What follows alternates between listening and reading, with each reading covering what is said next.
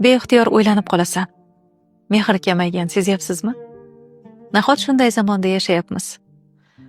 Odamlar bir-biriga bemehr, manfaat ko'zlaydimi hamma bir-biridan? Mehr nima deb ham qo'yadilar. Mehr bu nur.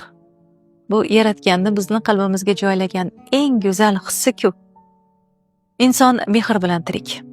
Dunyoda hamma narsa o'zgarishi mumkin. Odamlar, qiyofalar, lekin mehrdan yaralgan munosabatlar abadiy, chunki mehr bor joyda shifo bor. Mehrli qalb birovni so'kmaydi, hech kimni ayblamaydi. Mehr bu bandalaridan emas, yaratgan uchun yaxshilik qilish. Mehrli inson har narsada yaxshilik ko'radi, illat emas. Ko'zlarida ta'na emas, tasalli bor. So'zlarida hakamlik emas, shifo bo'ladi.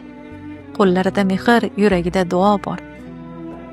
Mehr kerak bu dunyoga. Mehringizni qizg'onmang.